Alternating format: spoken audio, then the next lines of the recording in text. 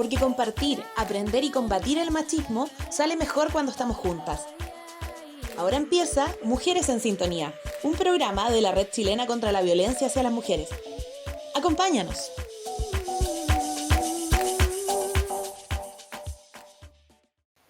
Hola a todas, todos y todes, soy Antonia y estoy aquí junto a Amanda, muy contentas porque hoy comenzamos la 6ª temporada de Mujeres en Sintonía, el programa de la Red Chilena contra la Violencia hacia las Mujeres.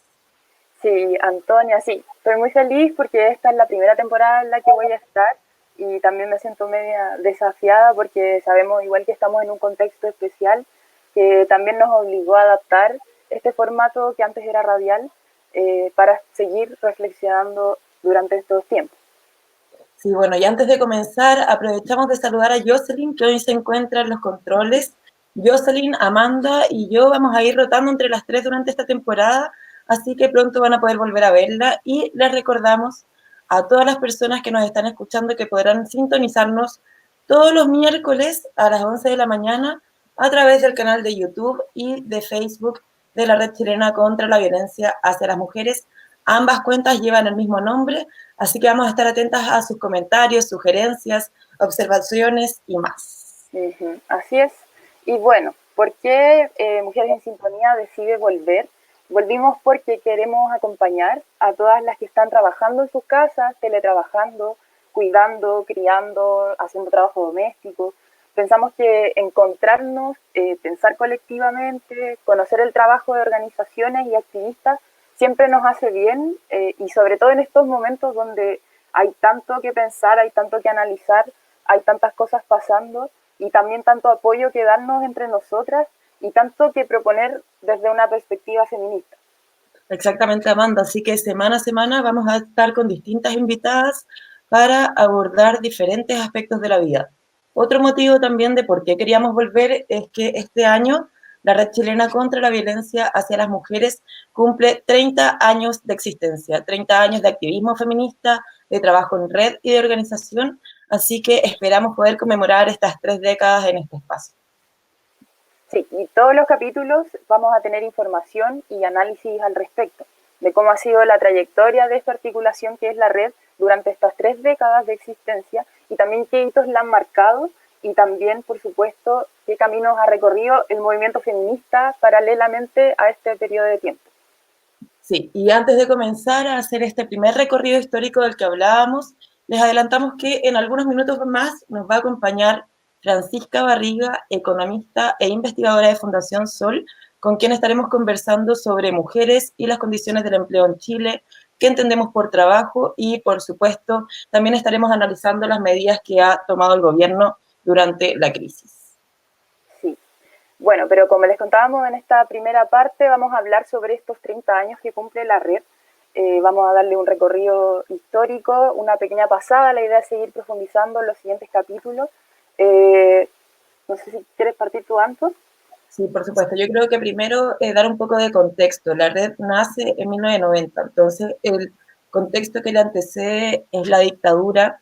Nosotras para hacer este recorrido hablamos con algunas integrantes que llevan muchísimo más tiempo que nosotras, por supuesto, y bueno, lo que pasaba en los 80 es que muchas mujeres comenzaron a organizarse para denunciar las violaciones de derechos humanos cometidas contra quienes se oponían al régimen y a exigir el fin de la dictadura, además de generar instancias solidarias que permitieron sobrellevar la crisis económica, por ejemplo, las ollas comunes. Y así como en 1990 nace la red. Sí, bueno, sí. Y la red nace como una articulación de organizaciones de mujeres, principalmente ONGs, que era la forma orgánica que era posible durante dictadura. Así se constituye y se aboca principalmente a la violencia contra mujeres y a los derechos sexuales y reproductivos. Esto también en coordinación con otras redes latinoamericanas, como la Red Latinoamericana contra la Violencia Doméstica y Sexual, y también la Red de Salud de Mujeres Latinoamericanas y del Caribe, que es la REMSLAC. Sí, que todavía está activa. Bueno, y su principal propósito, el de la red, era que en Chile se legislara sobre violencia contra mujeres y establecer políticas públicas que atendieran el problema, porque en ese momento no había absolutamente nada. Sí, así es. Cuenta tú, Anto, esa parte. Ya. Bueno, en 1994 se legisla sobre violencia intrafamiliar, lo que fue bastante criticado por la red y por otras organizaciones feministas, debido a que consideraban que era una ley parcial. ¿Por qué? Porque se quedaba corta, porque por un lado no establecía ninguna sanción, es decir, la violencia se establecía como una falta, claro, como algo indecoroso en el fondo, y no se tipificó como delito entonces. Además tenía un carácter familista, ¿por qué? Porque circunscribía, hasta el día de hoy lo hace, la violencia en el ámbito de lo familiar, de lo privado, en el fondo, en el ámbito, en el hogar, ¿verdad? Y Sí. bueno, y además esta ley que privatizaba la violencia no contaba con financiamiento, algo que lamentablemente vamos a ver cómo se repite bastante durante este recorrido que vamos a ir haciendo. Sí, también tampoco en ese tiempo, y también quizás es una situación que se repite hasta ahora, no había claridad de cuáles eran los canales respectivos de denuncia, ni tampoco Carabineros respondía debidamente a estas denuncias, cosa que seguimos viendo actualmente, por lo que la red comenzó también a generar un catastro para informar a las mujeres a cuáles eran esos lugares a los que podía acudir. Y también se empieza a demandar formación en los operadores de justicia, entonces en esas personas que están encargadas de ejercer esa labor. Claro, Algo que seguimos haciendo actualmente, ¿cierto? No hay capacitación todavía en esas personas. Claro, y paralelamente también se va generando elementos internacionales de protección a las mujeres. Por ejemplo, en 1996 Chile ratificó la Convención Interamericana para prevenir, sancionar y erradicar la violencia contra mujeres, más conocida como Convención Belém do Pará. O sea, esas son cosas que van pasando tanto en Chile como a nivel internacional. Sí, y en los 2000, ya como en esta década se hace la crítica porque cuando se plantea la violencia solo como violencia intrafamiliar, que es esta ley BIF, como la llamamos como reducidamente, o, nosotras, o sea, la red considera que se despolitiza, el movimiento feminista en general considera que se despolitiza esta violencia porque se enfrasca en el ámbito privado, y es por eso que surge esta necesidad de repolitizar el problema, o sea, de sacarlo de lo privado y ponerlo en lo público, situarlo como lo que es, que nosotras sabemos bien que es un problema, que no es un problema, digo, personal, que no es un problema que se enfrasca en solo lo familiar, sino que es un problema social, político, económico y cultural. Claro. Y bueno, durante los 2000 la red deja de apuntar a las políticas de Estado, que fue su intención primaria cuando se creó, volcando su labor sobre todo, que también era una labor que siempre tuvo en todo caso, en fortalecer el movimiento de mujeres como estrategia de poder. ¿Por qué? Porque entendiendo así que la organización es lo que a las mujeres nos posibilita una conciencia colectiva. Un poco lo que decía Amanda recién, de entender que no es lo que me pasa a mí nomás, sino que como una cultura, un sistema permite que eso sea la situación que nos pasa a tantas, ¿no? Como estas distintas manifestaciones de violencia. Sí. Bueno, y desde también la década de los 2000 se conocen los asesinatos a mujeres en Ciudad de Juárez, en México, donde los familiares denuncian lo que está pasando a nivel mundial, y así es como las feministas latinoamericanas lo toman e instan a todas las mujeres en todos los países a empezar a investigar sobre el problema del femicidio. Claro, y volviendo a Chile, en 2004 se publica la primera investigación sobre femicidio realizada por la red chilena con datos del 2001 y 2002.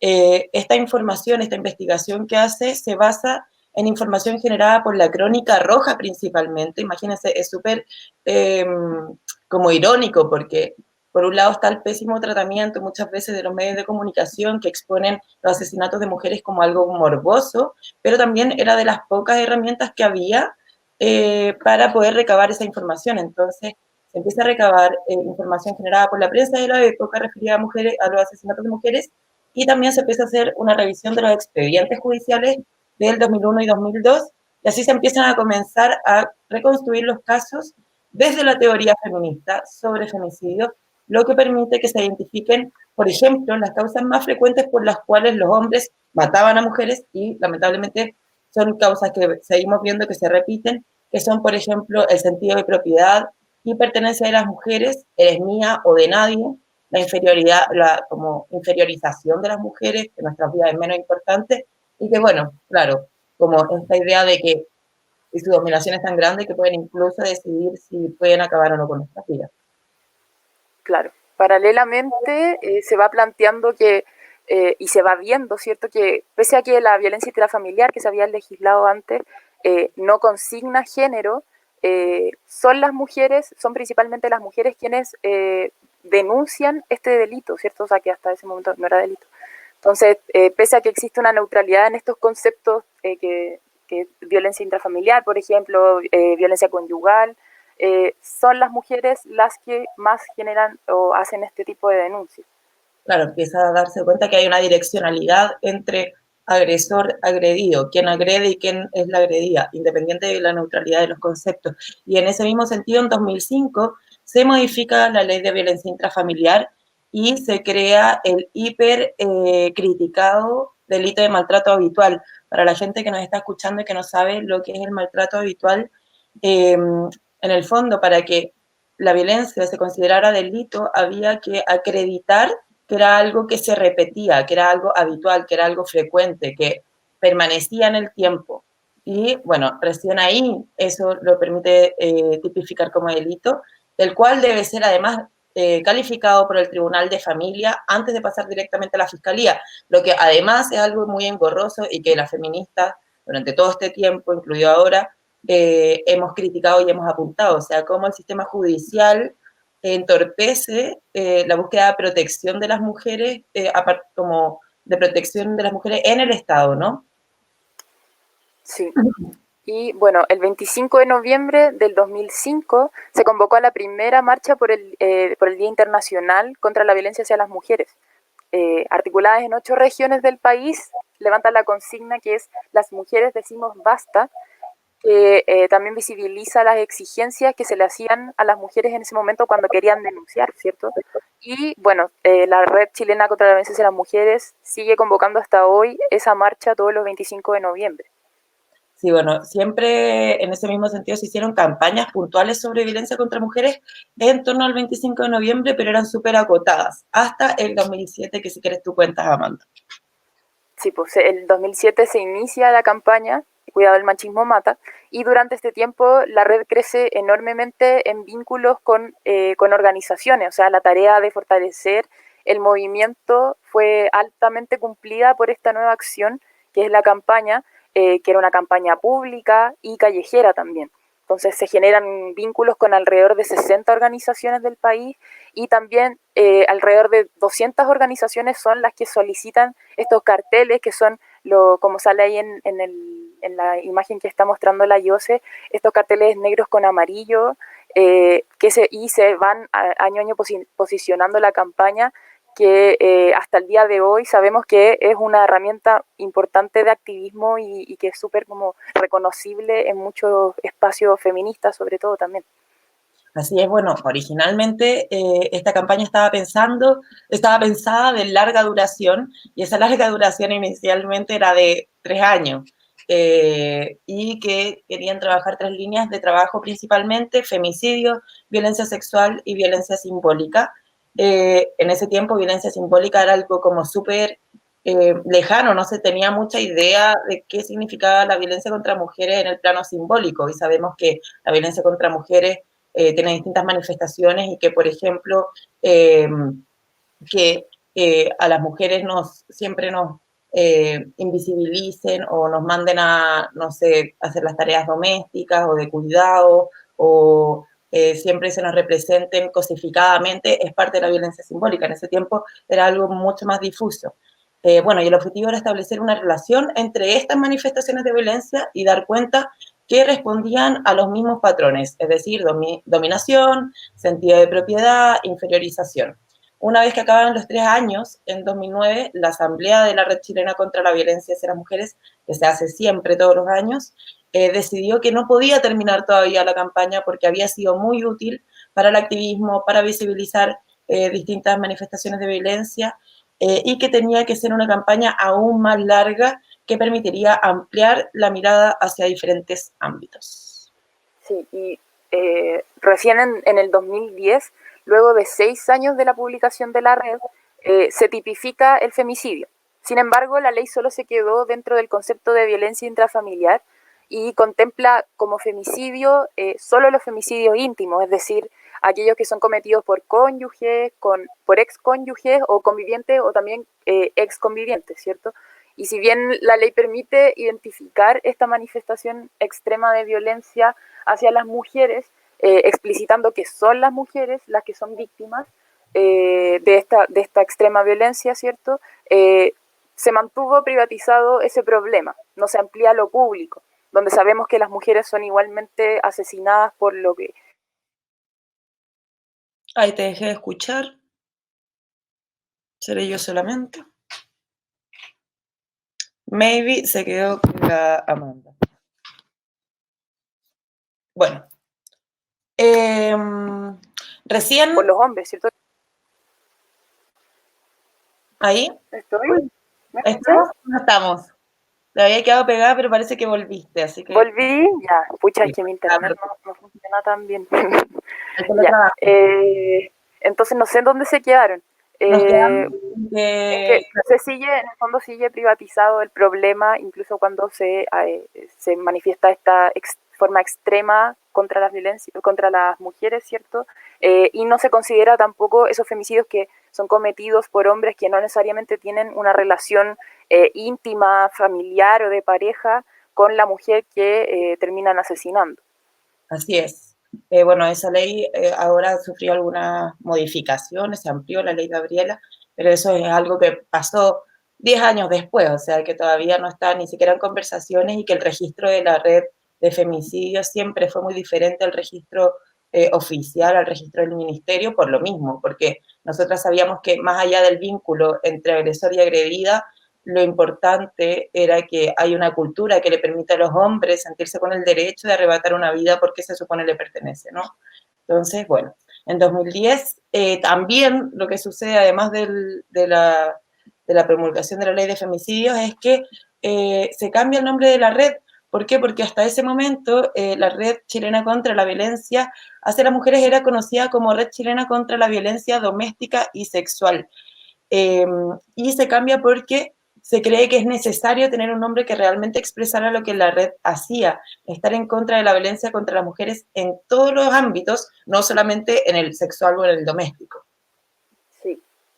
Oye, ¿puedo hacer una pausa para saludar a nuestras amigas Esther Huerta y Patricia Valenzuela que nos han comentado? Y también a la María José Alvarado desde Colectiva Círculo de Mujeres Agua Lunar de San Antonio. Eso fue un pequeño paréntesis en esta historia de la red y claro, nos quedamos en el 2010, luego en el 2011 ya bien sabemos que hubo una explosión de movimientos sociales, tanto contra Hidroaicén como desde el movimiento estudiantil, y durante ese periodo la red investigó también sobre sexismo en la educación y se publicó un estudio al respecto, pese a que...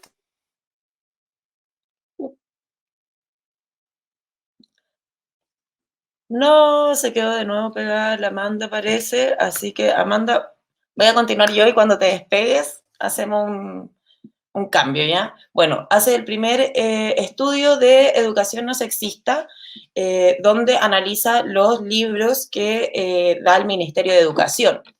Y eso igual era algo bastante novedoso, porque si bien habían tímidamente algunas alusiones al sexismo en la educación, no estaba dentro de las demandas. En ese tiempo era contra el lucro, pública, de calidad, ¿verdad? Pero no sexista no era una demanda que aparecía como apareció, por ejemplo, en 2018 en el paro universitario de liceos, de colegios feministas, ¿verdad?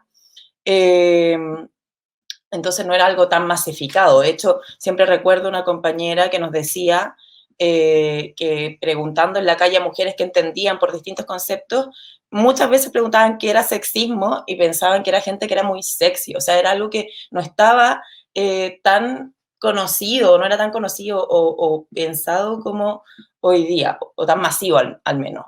Bueno, la década del 2010 en general se caracteriza por visibilizar la diversidad de manifestaciones de la violencia contra mujeres que hasta ese momento para muchas personas no estaban siendo consideradas o entendidas como tal. Por ejemplo, el amor romántico, el sexismo en la publicidad y en los medios de comunicación, las brechas laborales, entre tantas otras cosas. Durante esa década también se trabaja en la profundización del continuo de violencia, que es este concepto que trabaja la red, que establece que las mujeres enfrentamos distintas manifestaciones de violencia a lo largo de nuestras vidas, desde que nacemos hasta que morimos. Entonces, eso empieza a aparecer y también a dar cuenta de esta noción que cada vez vamos trabajando más, que es la noción estructural que envuelve a la violencia contra mujeres. Es decir, una mirada más global que vincula al patriarcado, al colonialismo, al racismo y al capitalismo, por supuesto, también. Pero siempre focalizadas en las mujeres, es decir, se habla de migración, se habla de racismo, se habla de distintas poblaciones también que tienen que ver, por ejemplo, con la orientación sexual, pero siempre determinando cuál es la condición, o de clase, pero siempre viendo también cómo se hacen esos cruces con la condición de mujer, ¿verdad?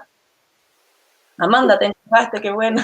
Volví, tuve que enchufarme y cambiarme de lugar y todo. Ya. Bueno, sí, en este periodo la red también acompaña a mujeres y a familias de mujeres que han vivido situaciones de violencia extrema y que desde esas experiencias también ejemplifican cuál es la experiencia, ¿cierto?, de muchas otras mujeres que han vivido lo mismo, visibilizando e instalando la problemática en la opinión pública. A fin, o sea, en el fondo con el objetivo de continuar politizando estas situaciones, ¿cierto? Entre ellos se encuentra, por ejemplo, el asesinato a Nicole Saavedra, que fue asesinada por ser mujer, por ser lesbiana, y también otros varios nombres de mujeres que han tenido o sea, que sus casos han sido bien conocidos y que reflejan muchas otras violencias. Sí. Claro.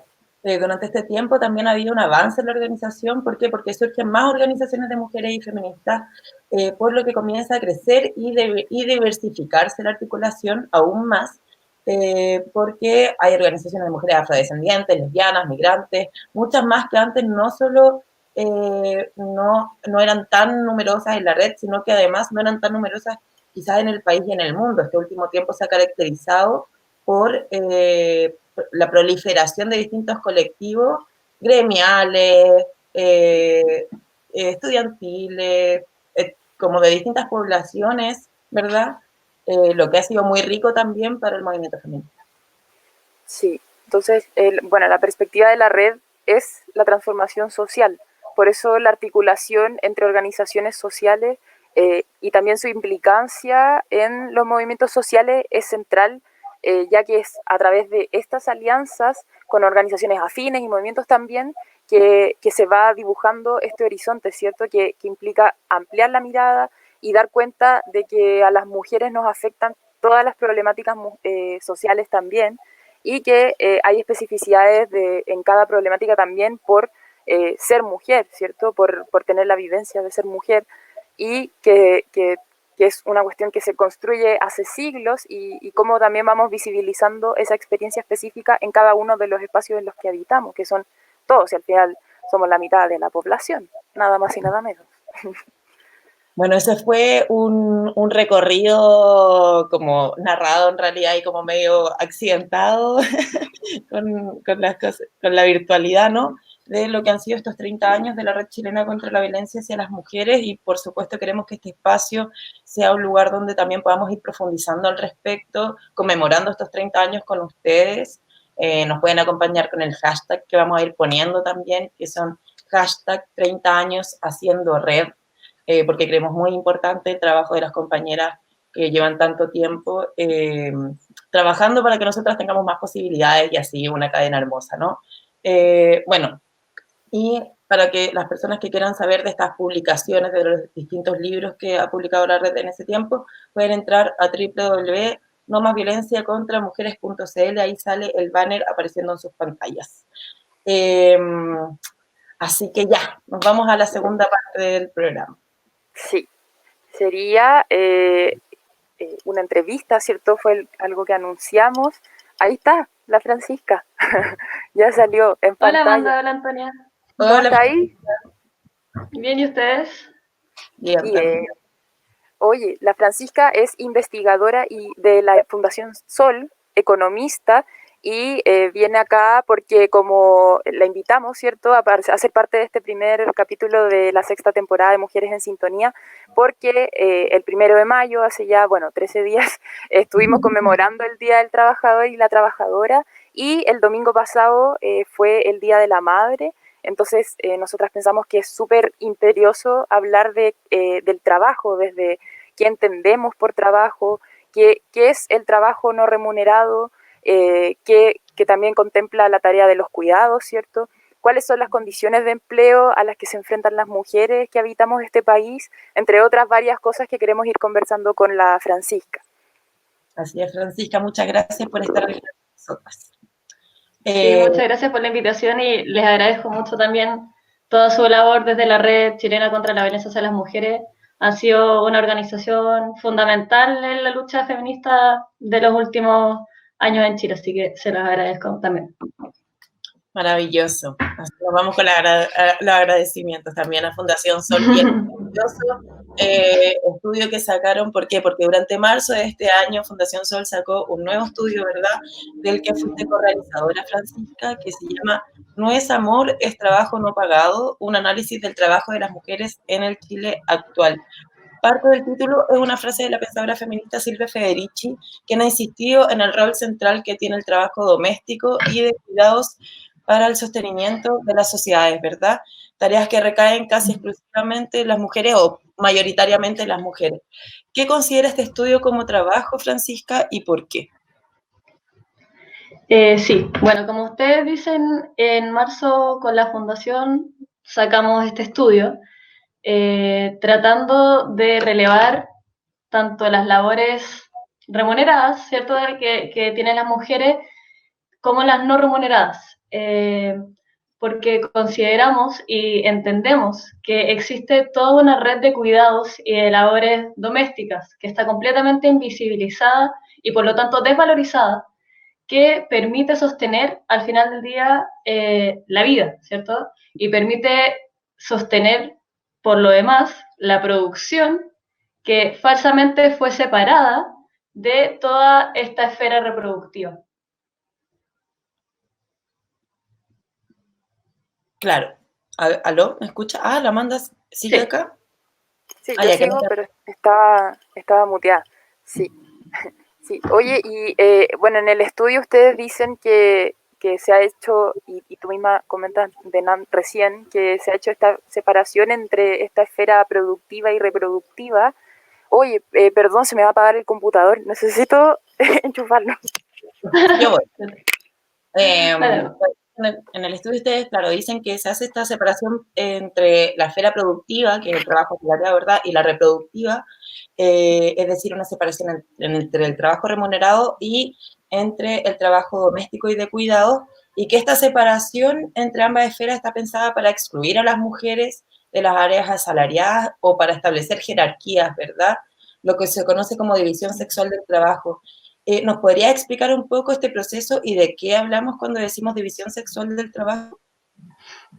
Sí, bueno, nosotras entendemos y nos basamos en autoras feministas que son muy relevantes para este tipo de teoría, en que el sistema de producción actual necesita de una división ficticia entre estas esferas remuneradas y no remuneradas, entre la esfera productiva y no productiva, o sea, todo siento entre comillas, productivas y reproductivas, porque, bueno, y acá en el estudio se hace también una revisión histórica que se remonta a los inicios del actual sistema, que es por allá terminando la Edad Media, ¿cierto? Pero fundamentalmente lo que hace este sistema es lograr hacer una división ficticia, como les comentaba, para poder hacer usufructo de todo el trabajo que es completamente necesario para la producción y finalmente para la vida. Por lo tanto, y eso es algo que se ve mucho más patente en las crisis, como la actual. Porque algo que ha venido a hacer la crisis, algo que ha venido a hacer el coronavirus, es evidenciar una crisis estructural que se venía gestando ya hace mucho tiempo.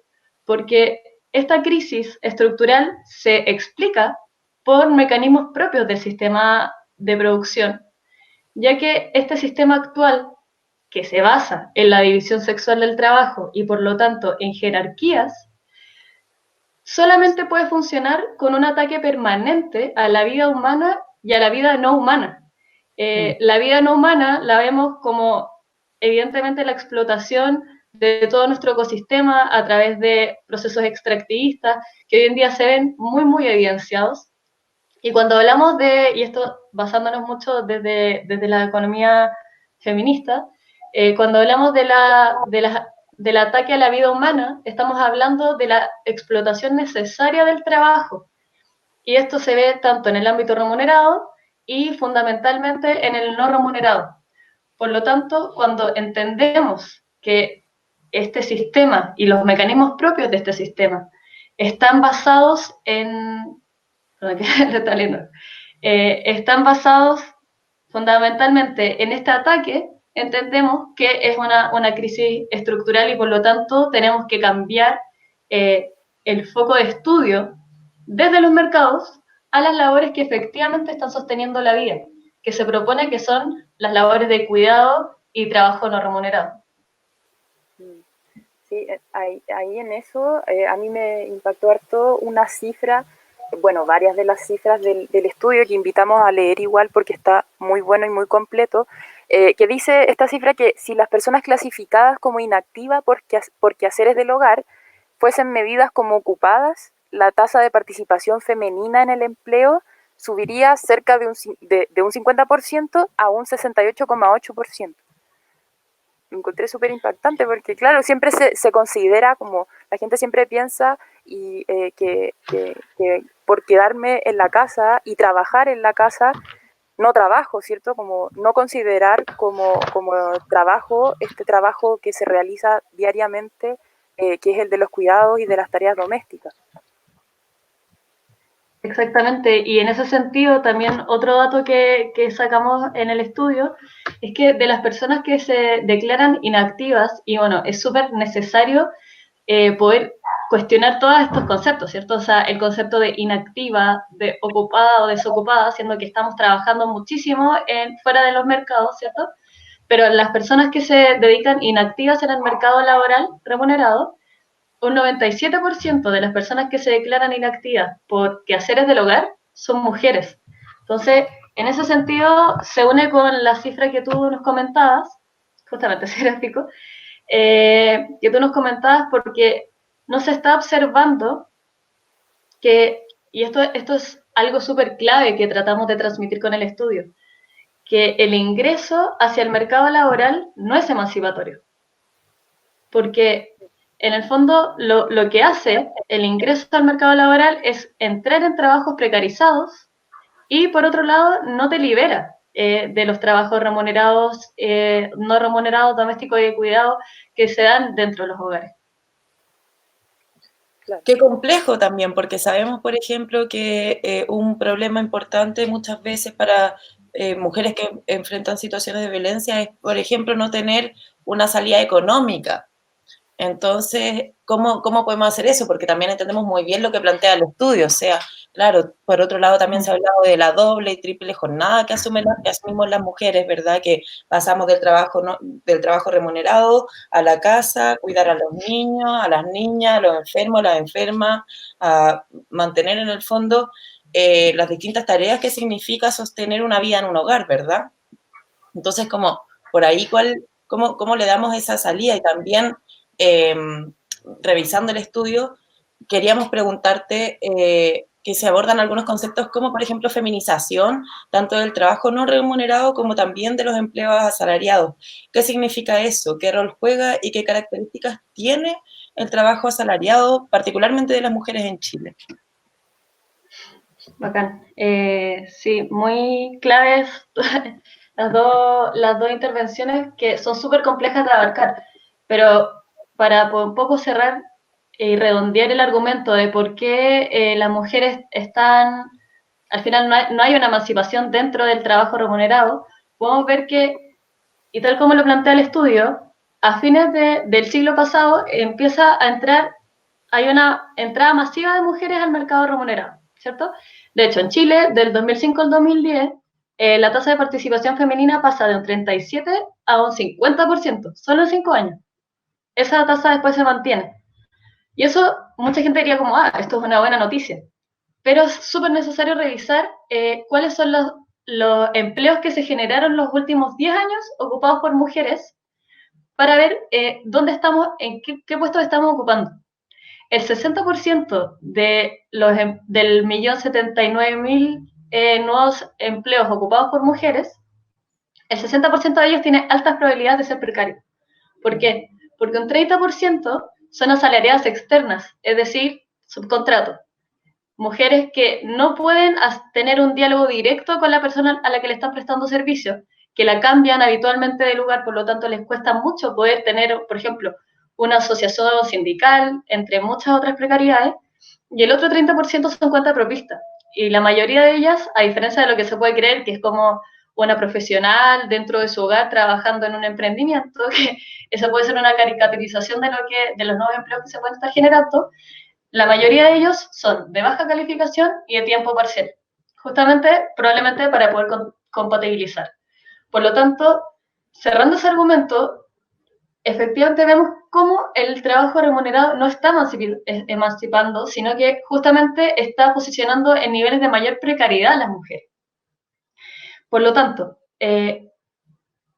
algo muy importante, y respondiendo a la primera pregunta, sería cambiar el foco. O sea, efectivamente, ¿por qué las mujeres tenemos que encontrar autonomía entrando a trabajos que nos cortan aún más la libertad, ¿cierto?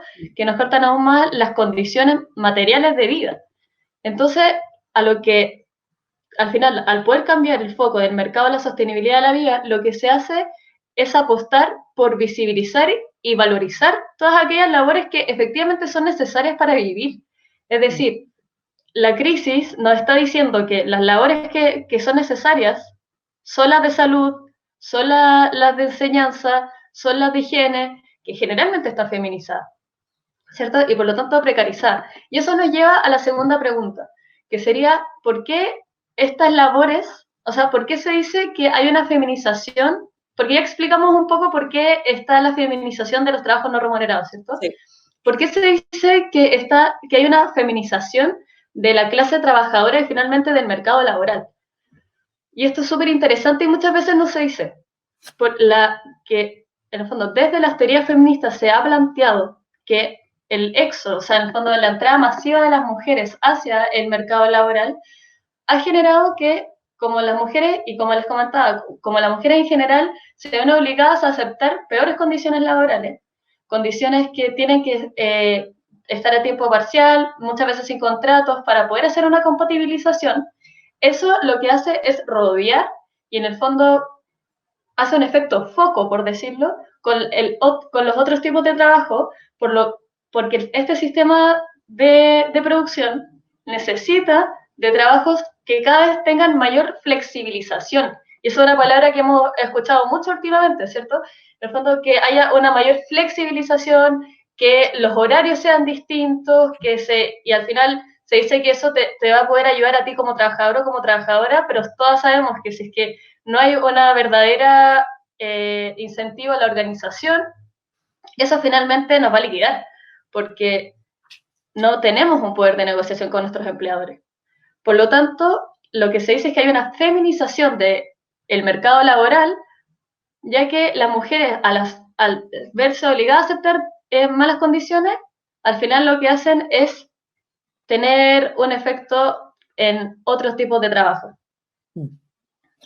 Y Francisca, y es súper importante porque hablabas de varias cosas, bueno, en este último rato, de la crisis de los cuidados que deja ver esta crisis mundial como pandémica, de también la necesidad de la negociación colectiva, por ejemplo, de la sindicalización, y por ahí también te queríamos preguntar cómo en un momento como el de hoy podemos evidenciar la importancia de la organización colectiva en el trabajo y también, bueno, sabemos que por lo mismo, porque las mujeres tienen que desempeñar distintos roles en trabajo remunerado, no remunerado, de cuidados, crianza, etcétera, muchas veces su participación es menor a la de los hombres en los sindicatos. ¿Cuál es la importancia de que mujeres también estén dentro de esas organizaciones, en los sindicatos? Sí, de todas maneras es el fondo hacer un fortalecimiento del mundo sindical, que por lo demás en Chile, no solo en las mujeres, sino que el mundo sindical en su conjunto está completamente debilitado por el código laboral y por las leyes que se impusieron en dictadura, que siguen hasta el día de hoy. Es completamente fundamental poder hacer un fortalecimiento de tanto su poder de negociación como de sus autonomías, ¿cierto? Y que este tipo de resistencia al final logre generar una presión. ¿Me escuchas? Sí, te escuchamos perfecto. Logre generar al final una presión que permita, por una parte, y acá pensando como un poco en Claudio Blest, ¿cierto? Dar una pelea por el salario y al final por una lucha urgente, pero nunca olvidando esta pelea por una crisis estructural, ¿cierto? O sea, por el tema estructural. Y ahora, esta sindicalización, eso sí, siempre tenemos que repensarla también, porque dado que entendemos la centralidad de los cuidados y los trabajos no remunerados, ¿cómo hacemos que esa sindicalización no solamente se vea asociada a los trabajos remunerados, sino que podamos pensar y difundir al final formas y redes de organización dentro de todos estos espacios no remunerados? Por lo tanto, la apuesta es a sacar del espacio privado los cuidados, a dejar, y porque al sacar de los hogares todos estos trabajos, logramos hacer una visibilización y permitimos que al final las mujeres no nos tengamos que hacer cargo de esto, ya que entendemos que es algo central. Y acá aparece un concepto que es la interdependencia, desde la economía feminista, que la economía feminista puntualiza que algo fundamental de la esencia del ser humano y de los seres humanos es la interdependencia. Que no existe este ideal que a mí en la escuela de economía me lo enseñaban, que básicamente el homo económico es racional, independiente, que toma sus decisiones y no depende de nadie. Eso el hombre champiñón. Exacto, justamente, el hombre champiñón. Eso es una utopía que no existe y lo único que hace es invisibilizar. Por lo tanto, al entender la centralidad de esa interdependencia, entendemos la centralidad de los cuidados y logramos hacernos cargo como sociedad. Y esa es una apuesta muy fundamental que tiene que ir de la mano con la organización. Sí, ahí como pensábamos también mientras leíamos el estudio, porque se habla de esto como de que es un proceso conjunto y que no puede ser separado, ¿cierto? El trabajo doméstico con el trabajo asalariado. ¿Cómo proponemos una mirada que sea conjunta y que no sea fragmentada de este trabajo? Era un poco como lo que postulaba ahora, ¿no? Como yo creo que parte importante es como sacar los cuidados del mundo privado, ¿cierto? O sea, yo creo que, por lo mismo que decías tú, como valorarlo, visibilizarlo, y también porque si no pareciera como toda esta red de apoyo invisible de mujeres. O sea, el estudio a mí me voló la cabeza cuando decía que, por ejemplo, las mujeres de 60 años, corrígeme si me equivoco, trabajaban en un día cualquiera 3 horas en un hogar que no fuera el de ellas. Por ejemplo, un cuidado, lo encuentro impresionante. Y claro, pienso, las abuelas cuidando nietos, nietas, a la vecina, a la tía enferma. Entonces, ¿cómo puede ser que mujeres post 60 años sigan trabajando y que sea un trabajo completamente invisible, ¿no? Lo mismo pensaba, por ejemplo... Sí, ahí todo... Sí. No, dale, si quieres. También pensaba, por ejemplo, porque al ponerlo en cifras, de repente es como, claro, que decimos que mayoritariamente las mujeres nos hacemos cargo de los trabajos de cuidado, y mostraban cómo, por ejemplo, las mujeres cuando tienen, y los hombres, cuando las parejas tienen hijos o hijas en común, entre 0 y 6 años, las mujeres en promedio eran más de 70 horas a la semana dedicadas a ese trabajo versus 30 horas que dedicaba un hombre. Me parece muy decidor eso, porque en el fondo pareciera que no es tan así, o sea, la gente no quiere o, no, o le cuesta mucho más traducirlo a tiempo, ¿verdad? Tiempo y dedicación. Sí. Sí, a mí la verdad es que cuando vimos ese dato, cuando estamos haciendo este trabajo de análisis con la encuesta de uso de tiempo y vimos estas 70 horas semanales en solo trabajo no remunerado, o sea, sin considerar el trabajo remunerado, ni siquiera es carga global, sino solamente en trabajo no remunerado, o sea, más de 70 horas una mujer en un hogar de ciclo de inicio de vida familiar, es decir, como si tú con hijos menores de 6 años, la verdad es que no se puede concebir. O sea, a mí me cuesta mucho como... ¿En qué momento se bailan? ¿Se luchan? ¿Cómo? Exacto. Y eso es clave, porque nosotras quisimos entrar en un índice que pudiese darnos una perspectiva más amplia de la pobreza. Por lo tanto, tratamos de entrar en la pobreza de tiempo. Y justamente, viendo esta realidad, como las mujeres trabajamos tanto en trabajo remunerado como no remunerado, teniendo estas segundas y terceras jornadas, ¿cierto?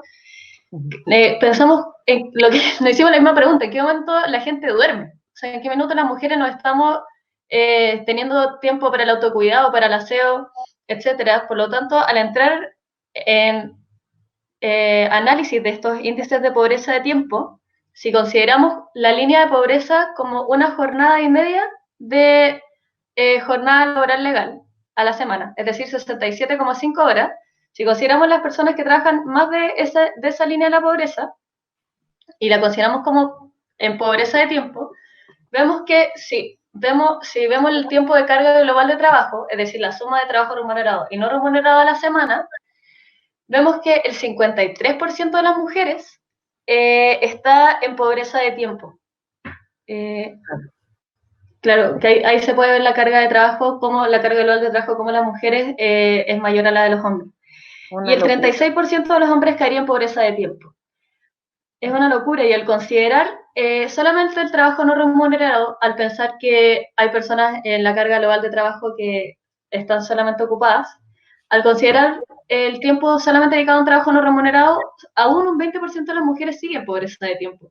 Es decir, que no, como dices tú, que no tiene, o sea, por ejemplo, como las abuelas, por ejemplo, que están trabajando mucho, que no tienen pensiones dignas y se están dedicando a los cuidados, etcétera, todas esas personas caerían en esta pobreza de tiempo que no te está entregando al final un estándar mínimo de una vida digna, al final, ¿cierto? Claro.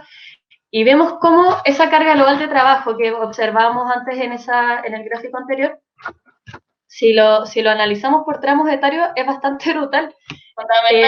Las mujeres sobre 66 años, disculpa, y por lo tanto... Se fue la Francisca. A ver, sí. Se pegó. Se cayó. Ahí volviste. ¿Ahí sí? Ahí vuelve. Sí. Sí. Ya, perdona. No sé a dónde quedamos. Las mujeres estaba diciendo la edad, creo. Oh. Ya, sí. El fondo, al ver el gráfico de mujeres... ¿De nuevo me pegué? No, ahora estoy bien. Está bien. ¿No? No. ¿Me escuchan? Sí. Sí, está medio desfasado parece, pero dale nomás. ¿Aló? Lo escuchamos perfecto. Ya. No, solamente quería...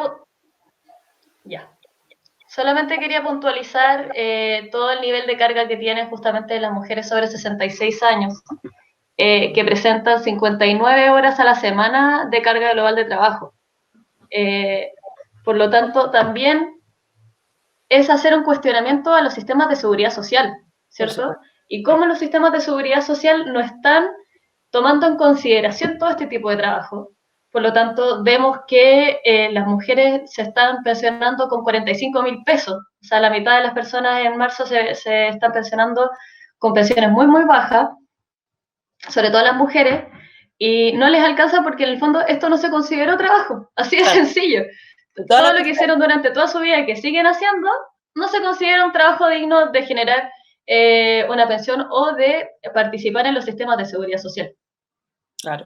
Y además es como Yo creo que también esta es como una oportunidad, ¿verdad?, para repensar eso, o sea, esta crisis de los cuidados que vemos hoy día, donde las mujeres estamos desempeñando todos los roles en un mismo lugar, encerradas, confinadas, las que pueden además, las que tienen esa posibilidad, Sí, que más como que nos tenemos que sentir culpables, porque es tan precario el mundo de las condiciones del empleo, que muchas otras mujeres ni siquiera pueden hacer eso, ¿verdad? Y tienen que ingeniársela y salir hoy día con los hijos y las hijas a trabajar a la calle, por ejemplo, a vender en el comercio ambulante, etc. exacto.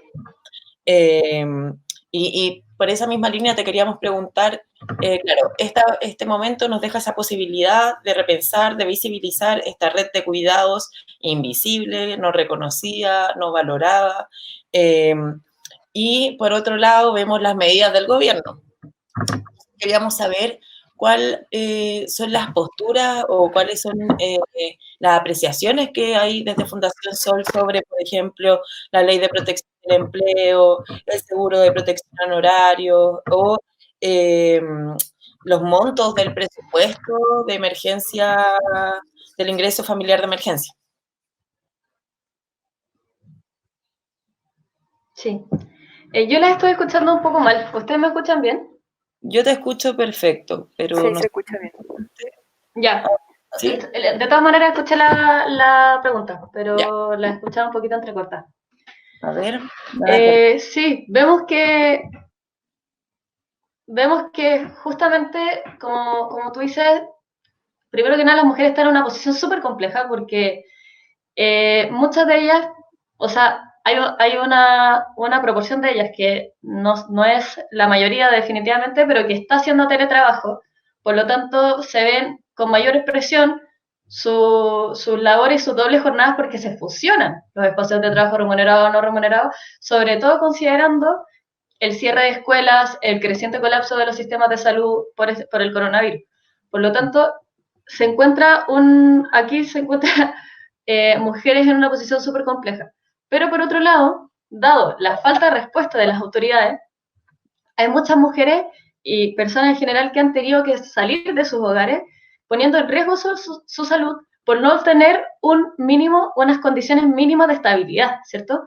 Entonces, por ejemplo, al observar la ley de protección al empleo, podemos afirmar que en una primera instancia es una ley de autoayuda, porque se usan los fondos individuales en una primera instancia y después el fondo solidario, ¿cierto? Por otro lado, es una ley que discrimina en el sentido que solamente considera a los trabajadores y trabajadoras formales que están sujetas al seguro de cesantía, por lo tanto, quedan fuera todas las trabajadoras de casa particular, que ellas se encuentran efectivamente bajo este beneficio, pero solamente para su cuenta de indemnización y no se encuentran en el fondo solidario del seguro de cesantía. Y deja de lado a las 3,6 millones de personas que no tienen contrato o tienen condiciones o no tienen condiciones mínimas como son los trabajadores honorarios. Por lo tanto, en ese aspecto no se está considerando para nada la realidad de los y las chilenas y menos de las mujeres que en general tienen un mayor índice de informalidad y de trabajo a tiempo parcial, ¿cierto? Por otra parte, si vemos el bono de coronavirus, por ejemplo, el COVID, el bono COVID, este tiene un pago único de 50.000 pesos por carga. Es decir, primero que nada, no va a ser mensual, pensando que, no sé, mañana se va a terminar la crisis, y de 50.000 pesos por carga. Pero por otra parte, aparte de todo esto, se estima que solamente un 15% de este 3,6 millones de personas que les comentaba que no tienen ni contrato ni condiciones mínimas. Por lo tanto, nuevamente, se deja fuera muchas personas y los montos no tienen ningún tipo de relación con la realidad chilena. Y ahora estamos viendo lo último que sacó el gobierno, que es el ingreso familiar de emergencia, que se posiciona con este veto presidencial que salió el lunes. Vemos que nuevamente es para hogares cuya fuente de ingresos sea principalmente informal, pero es focalizada en una primera instancia y es profundamente insuficiente. El problema que sea focalizada es que está pensado para el 60% más pobre de la población, pero no se considera que estamos en un país en el que la distribución al menos los primeros 4 quintiles es bastante homogénea. Claro. Es decir, para dar un ejemplo que puede ser bastante ejemplificador, si tenemos un hogar de 2 personas, en que cada uno de ellos trabaje informalmente y cada uno gane el mínimo, es decir, 320.500 pesos, ese hogar no tendría derecho al beneficio porque está por sobre la línea de corte del 60% más pobre. Por lo tanto, no se condice con ningún tipo de realidad. Y por otra parte, es insuficiente porque en cualquiera de los casos, estaría por bajo la línea de pobreza. Y para la quinta de la torta, es que iría disminuyendo mes a mes el beneficio.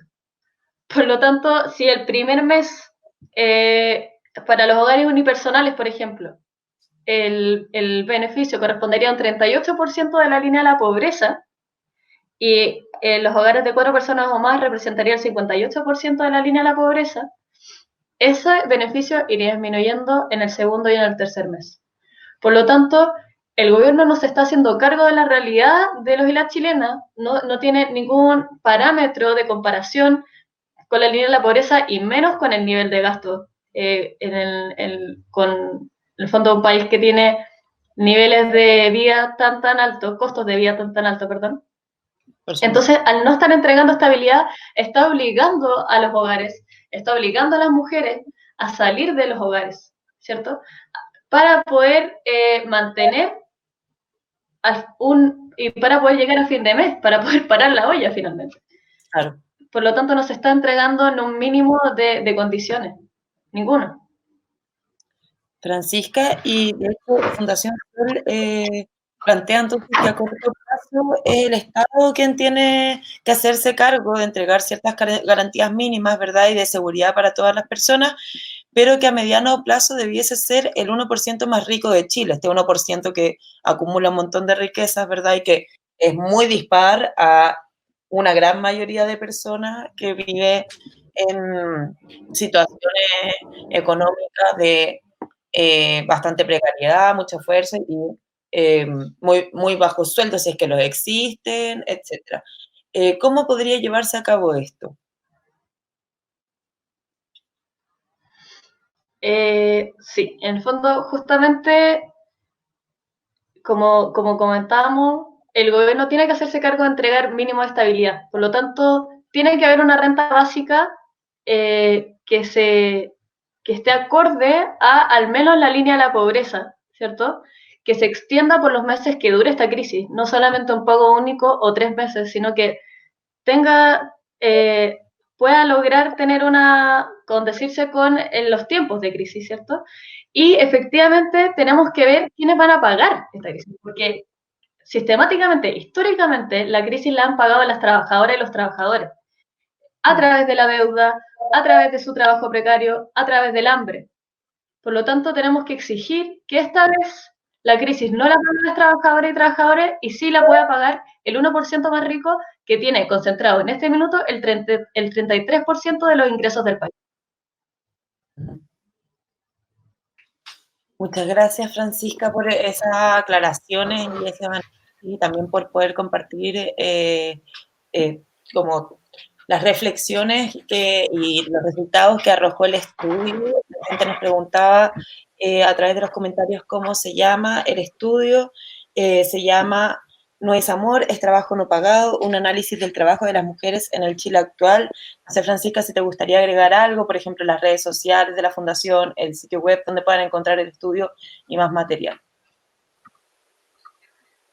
Sí, bueno, en Twitter estamos como la Fundación Sol, @la Fundación Sol, en Instagram también es la Fundación Sol, y se pueden meter en Instagram y Twitter, tenemos como siempre hartas actualizaciones de nuestro trabajo de cifra y también de nuestras apariciones en prensa, etcétera. Y también en nuestra página web, fundacionsol.cl, está la publicación de todos nuestros estudios y toda la información que ustedes puedan necesitar. Así que eso. Súper, Francisca, te agradecemos mucho estar acá. Espero podamos seguir conversando luego y encontrándonos en otros espacios, ¿cierto? Muchas gracias.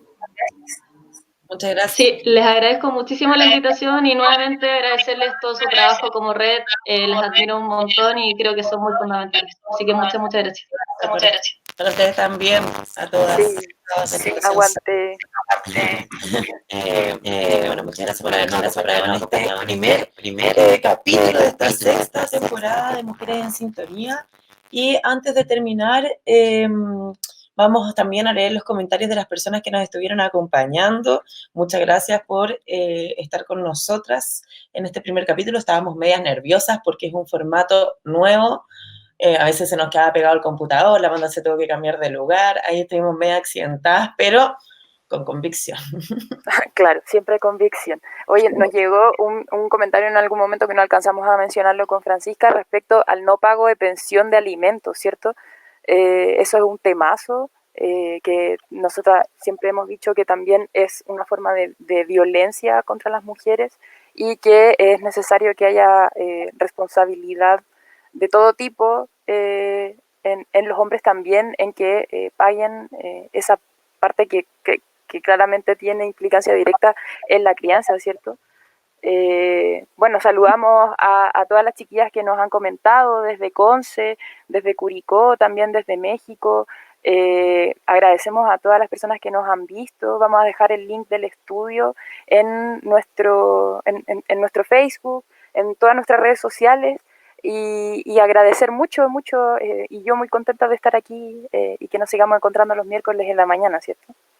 Así es, así que saludamos a Patricia Sosa, a Nati Chomilet, a Ana Maca, a Naya Jara, a Raciela Cisterna, a Pancha Fernández y todas las que nos estuvieron comentando durante la transmisión y estando con nosotras, y les recordamos que pueden volver a encontrarse con el programa de la Red Mujeres en Sintonía el próximo miércoles a las 11 de la mañana a través de Facebook y de la cuenta de YouTube de la Red Chilena contra la Violencia hacia las Mujeres, así que vamos a estar conversando de un montón de otros ámbitos, siempre con maravillosas entrevistadas y también relevando el importante trabajo de la red y de tantas otras organizaciones también.